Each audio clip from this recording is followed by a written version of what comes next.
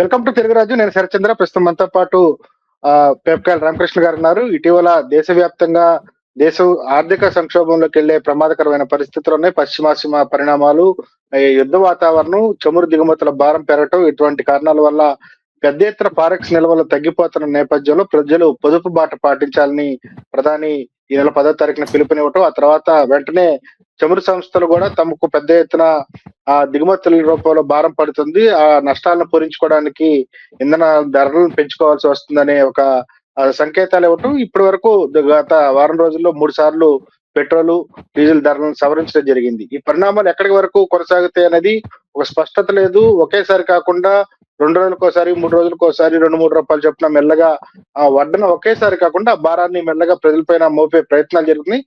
దీనిపైన రామకృష్ణ గారిని అడిగి తెలుసుకున్నా. సరే, ఎట్లా చూడాలి ప్రభుత్వం అనుసరిస్తున్న విధానాలు?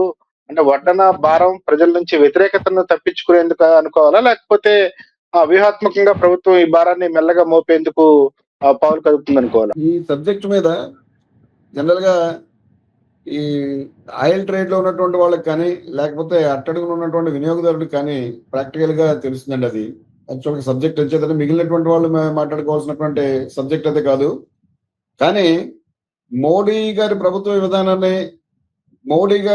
విధానానికి ప్రజలు ఇచ్చేటటువంటి ఓవరాల్ గా ప్రజలు ఇచ్చేటటువంటి మద్దతుని చూసినప్పుడు ఆయన ఎంత పెంచినప్పటికీ కూడా మేము సంసిద్ధంగానే మేము ఉన్నాం పే చేయడానికి అనేటటువంటి ధోరణి ప్రజల్లో కూడా కనిపిస్తుంది. అది కొంచెం సంతోషదాయకమైనటువంటి విషయం. ఏంటంటే ఒకసారి ₹1, ₹2 పెంచగానే హాహాకారాలు పెట్టేసేటటువంటి అదే ప్రజలు ఇవాళ ₹10 పెంచినప్పటికీ కూడా, లేకపోతే 10 సార్లు పెంచినప్పటికీ కూడా, ఎంత పెంచినప్పటికీ కూడా ఏ రకమైనటువంటి ఇబ్బంది పడకుండా, ఏ రకమైనటువంటి నిరసన తెలియచేయకుండా, ఇది తప్పనిసరి పరిస్థితుల్లో అంతర్జాతీయ విపణిలో పెట్రోల్ రేట్లు పెరిగినప్పుడు మరి ఈయన మటుకు ఏం చేస్తారులే పాపం, ఆయన రాత్రింబవళ్ళు కష్టపడుతున్నారు కదా దేశం కోసం అని చెప్పేసి ప్రజలందరూ కూడా చాలా సానుభూతితో ఆయన పట్ల ఉన్నారు. కాబట్టి ఇది పెద్దగా దేశంలో పెద్ద అలజడి పూర్వకమైనటువంటి విషయం కాదనేది నా పర్సనల్ ఫీలింగ్. అయితే ఇక్కడ ఒక్కసారిగా మరి 5 రాష్ట్రాలు ఎన్నికలు అయిన తర్వాత ఎందుకు పెంచారు, అంతకుముందు ఎందుకు పెంచలేదు అని చెప్పేసి అంటే అది ఖచ్చితంగా రాజకీయ కారణాలు. దానికి ఎన్నికల్లో గెలుపు కోసం అని చెప్పేసి మనం అనుకోవడం అది చనిపిల్లలకు కూడా తెలుస్తుంది విషయం, మన మామూలు పెద్దవాళ్ళకు అక్కర్లేదు. ఇక్కడ చూసుకోవాల్సింది ఏంటంటే ఎక్సైజ్ డ్యూటీని గతంలో మన్మోహన్ సింగ్ గవర్నమెంట్ 1 లీటర్ మీద ఎంత వేసేది, ప్రస్తుతం ఆ తర్వాత ఈయన మోడీ గారు వచ్చిన తర్వాత 1 లీటర్ మీద ఎంత వేశారు అనేటటువంటి చూసుకున్నప్పుడు మన్మోహన్ సింగ్ గారు లీటర్ మీద ఎక్సైజ్ డ్యూటీని వేసినటువంటిది మాక్సిమం ₹9.5 వేశారండి. అది మనందరికీ తెలుసు. మోడీ గారు గరిష్టంగా ₹34 వేశారు పెట్రోల్ మీద 1 లీటర్కి. ఇప్పుడు అది ₹20 కింద నడుస్తుంది. మీకు 2014లో మన్మోహన్ సింగ్ గారి టైంలో ఉన్నప్పుడు బ్యారెల్ ధర, క్రూడ్ ధర అంతర్జాతీయ మార్కెట్లో $155కి చేరింది. ఆ తర్వాత కాలంలో ఆయన విడిపోయిన తర్వాత అది బహుశా మరి మోడీ గారి అదృష్టం, లేకపోతే బీజేపీ పార్టీ యొక్క అదృష్టమో తెలియదు కానీ, లేకపోతే ప్రజల అదృష్టమో తెలియదు. ప్రజలకి అదృష్టం లేదు, మోడీ గారికి కానీ బీజేపీ పార్టీకి కానీ. ఎందుకని అన్నానంటే $155 నుంచి వచ్చినటువంటిది $75కి చాలా రోజులు స్థిరంగా నిలబడింది. కోవిడ్ టైంలో ఇంచుమించుగా $25-30 పడిపోవడం కూడా మనందరూ చూసినటువంటి మాట.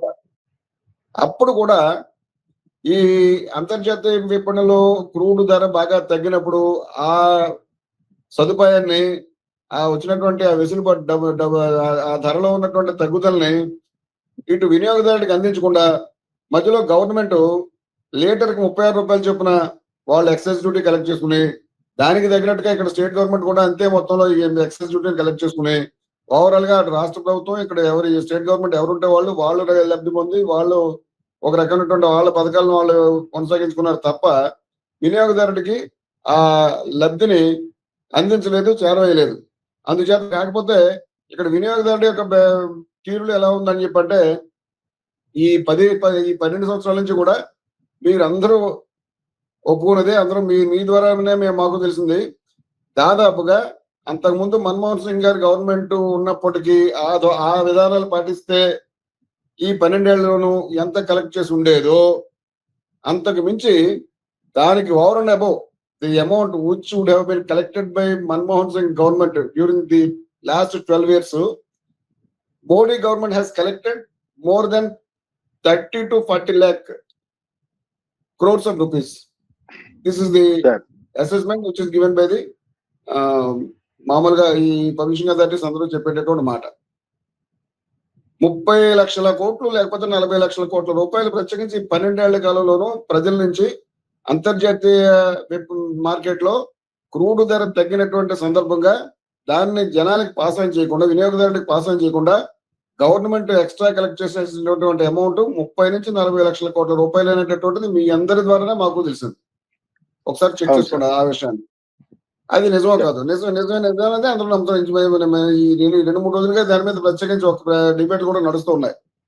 అందుచేత అంత ఇది వరకు ఒక 70 పైసలు పెంచితే లేకపోతే ఒక రూపాయి పెంచితే వాజ్పేయి అంత మహానాయకుడు ఎడ్ల బండి మీద పార్లమెంట్కి వచ్చేసేవాడు. లేకపోతే మామూలు కొంతమంది కిరోసిన్ స్టవ్ పట్టుకుని పార్లమెంట్ ఈ మెట్ల దగ్గర కూర్చునేవారు. లేకపోతే గ్యాస్ బండ్లు తీసుకొచ్చి అక్కడ పొలాలు కట్టెల పొయ్యిని తీసుకొచ్చి గ్యాస్ బండ్, ఖాళీ గ్యాస్ బండ్ పెట్టేసి మనకి స్మృతి లాంటి వాళ్ళు విపరీతమైనటువంటి ఇది చేసేవారు. జనాల్లో ఈ రకమైనటువంటి యాగి చేయగలిగినటువంటి, ఈ రకమైనటువంటి రచ్చ చేయగలిగినటువంటి శక్తి అటు బీజేపీకి, పరివార శక్తులకు ఉన్నటువంటి ఆ శక్తి మిగిలినటువంటి ప్రతిపక్షాలకు లేకపోతే ఇప్పుడున్నటువంటి ప్రతిపక్షాలకు లేకపోవడం మన దురదృష్టం. అంత యాగి వీళ్ళు చేయలేరు, అంత అంత రచ్చ వీళ్ళు చేయలేరు. ఈవేళ ఏంటంటే మన రాష్ట్రానికి వచ్చేసరికి మరి మనకి ఇటు మీకు బేస్ కాస్ట్, తర్వాత రిఫైనరీ కాస్ట్, తర్వాత ఫ్రైట్ చార్జెస్ ఇవన్నీ కలిపి ఒక 50% రేట్ లో ఉంటే, అటు మోడీ గారు ఒక లీటర్కి 20 రూపాయలు, వాటన్నింటి మీద కలిపి 31% స్టేట్ గవర్నమెంట్ ఛార్జ్ వ్యాట్, దానికి అదనంగా ఒక 4 రూపాయలు అడిషనల్ వ్యాట్, దానికి అదనంగా 1 రూపాయి రోడ్ ట్యాక్స్ అని చెప్పేసి వేస్తున్నారు. దీని మీద మొత్తంగా 31% వేసిన తర్వాత మళ్ళీ దాని మీద లీటర్కి 4+1 5 రూపాయలు మన రాష్ట్ర ప్రభుత్వం కలెక్ట్ చేస్తుందని. మరి ఆయన సంపద సృష్టించుకోవాలి కాబట్టి మరి ఆయన చెప్పినటువంటి మాట ఆయనే వైలేట్ చేయాలని చెప్పి కోరుకోవడం మనకు సహజం కాదు. ఆ సంపద సృష్టిలో భాగంగా ఇక్కడ మనకి దాదాపుగా లీటర్కి 5 రూపాయలు అడిషనల్ గా, అంటే 31% కాకుండా ప్రత్యేకించి 5 రూపాయలు. 31% దేని మీద? బేస్ కాస్ట్ మీద, రిఫైనరీ చార్జెస్ మీద, ఇటు ఈ ఫ్రైట్ చార్జెస్ మీద, తర్వాత డీలర్కి ఇచ్చే కమిషన్, ఈ 4 అమౌంట్ల యొక్క కంపోనెంట్స్ మొత్తం మీద 31% ప్లస్ 5 రూపాయలు ఎక్స్ట్రా మన స్టేట్ గవర్నమెంట్ కలెక్ట్ చేస్తుంది. ఆ రకంగా చూసుకున్నప్పుడు ప్రజల మైండ్ సెట్, పెట్రోల్ 500 రూపాయలైనా మేము కొంటాం, గ్యాస్ బండ్ 3000 అయినప్పటికీ కూడా మేము కొంటాం, మేమంతా దేశం కోసం, ధర్మం కోసం, మా ఎలాంటి త్యాగానికైనా మేము సంసిద్ధం అవుతాం అని చెప్పేసి ఒక రకమైన ఒక భక్తి మూమెంట్ ఇప్పుడు నడుస్తుందండి. అంచేత దేశభక్తి మూమెంట్ అనేటటువంటి నడిచినప్పుడు మనకు నచ్చినటువంటి పరిపాలకుడు పైన కూర్చున్నప్పుడు అతని కోసం అని చెప్పేసి మనం కొంత ఆస్తిని వదులుకోవడం, లేకపోతే మన శ్రమను వదులుకోవడం, లేకపోతే మన కొంత కాలాన్ని వదులుకోవడం, ఇవన్నీ ప్రజలు సంసిద్ధం అవుతారు. సరిగ్గా అదే పరిస్థితి నడుస్తుంది. మోడీ ఎరా నడుస్తున్నప్పుడు కాలంలో ఇలాంటి కష్టాలని ప్రజలు పెద్దగా ఈ కష్టాల కింద ఫీల్ అవ్వరు. అదే పద్ధతిలో మన రాష్ట్రంలో కూడా అక్కడ మోడీ గారు ఎంత పెంచితే ఈ 31% అని చెప్పి అనుకున్నాం కదండి, మోడీ గారు ఎంత పెంచితే అందులో 300 ఆటోమేటిక్ గా వచ్చేస్తాయి. అందుకని చెప్పేసి వీళ్ళు కూడా హాయిగా ఆ బెనిఫిట్స్ వీళ్ళు పొందుతూ వీళ్ళు కూడా మోడీని ఏ రకమైనటువంటి మాటలతో ఎదుర్కొనే పరిస్థితుల్లో లేరు. మన రాష్ట్రంలో డైలీ 65 లక్షల లీటర్ల పెట్రోలు, ఇంచుమించుగా 90 లక్షల లీటర్ల డీజిల్ మన రాష్ట్రంలో వినియోగం అవుతుంటే, దేశం మొత్తం మీద ప్రతిరోజు 17 కోట్ల లీటర్లు పెట్రోలు, 34 కోట్ల లీటర్లు డీజిల్ అవుతూ ఉన్నాయి. వీటన్నిటి మీద అధమపక్షం కేంద్ర ప్రభుత్వానికి లీటర్కి 20 రూపాయల చొప్పున వాళ్ళు ఎక్సైజ్ డ్యూటీ వసూలు. ఇన్ని కోట్ల రూపాయలు ఈ 12 సంవత్సరాల నుంచి, అంటే ఇది వరకు 9 రూపాయలు వసూలు చేసిన చోట ఇప్పుడు 20 రూపాయలు చేస్తున్నారు. మధ్యలో 34 రూపాయలు కూడా చేశారు. ఇది వరకు యూపీఏ ప్రభుత్వం 9 రూపాయలు వసూలు చేసినటువంటి చోటన వీళ్ళు వేళ 20 రూపాయలు వసూలు చేసుకుంటూ ఆ బెనిఫిట్స్ ని వాళ్ళు ఎంజాయ్ చేసుకుంటున్నారు. చాలా లిబరల్ గా, చాలా స్వేచ్ఛగా, చాలా మాకెదురు ఉన్నారనే పద్ధతిలో వాళ్ళు నిర్భయంగా పరిపాలిస్తున్నారు.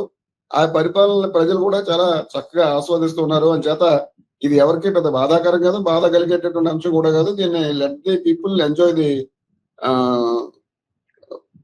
Ruling of Modi. ఒకేసారి కాదు, అదే సార్ కరెక్ట్. మీరు చెప్పింది 100% వాస్తవం. ప్రజలు వ్యతిరేకించే పరిస్థితి, మెజారిటీ జనము, మెజారిటీ ప్రజలు మెజారిటీ వాళ్ళ అభిప్రాయం కూడా దాదాపు ఇదే ఉంది. కానీ ఒకేసారి కాకుండా వారం రోజుల్లో 3 సార్లు పెంచారు. ఈ 3 సార్లు అనేది అంటే ఎక్కడ వరకు వెళ్లి ఆగిద్ది? ఎక్కడ వరకు ప్రజలు ఆ నొప్పిని, ఆ సెగను భరించగలుగుతారంటారు? వాళ్ళకి సెంట్రల్ గవర్నమెంట్ కి కావాల్సినటువంటి నిధులు ఎంత అవసరమైతే అంత ఇలా లాక్కుంటారండి. ఎందుకంటే ఇదివరకు మీకు బ్యారెల్ రేట్ ఎందాక మనం అనుకున్నాం $155 పెరిగినప్పుడు ఆ మొత్తం భారాన్ని ప్రజలకు కానీ ఇచ్చేసినట్టయితే కనుక వీళ్ళ భుజాలు అరిగిపోతాయని చెప్పేసి మన్మోహన్ సింగ్ గారు కొంచెం జాలిపడి ఏం చేశారంటే ఆయిల్ బాండ్స్ అని చెప్పేసి రిలీజ్ చేశారు. ఆయిల్ బాండ్స్ రిలీజ్ చేస్తే అది ఇంచుమించు మన్మోహన్ సింగ్ గవర్నమెంట్ దిగిపోయినట్టుకి ఆయిల్ బాండ్స్ రిలీజ్ చేస్తే మన్మోహన్ సింగ్ గవర్నమెంట్ దిగిపోయినట్టుకి 1,48,000 కోట్ల రూపాయలు ఉండేది. దాన్ని మోడీ గారు గవర్నమెంట్ వడ్డీతో సహా చెల్లించడంతో 3 లక్షల కోట్ల రూపాయలు దాన్ని చెల్లించారటండి.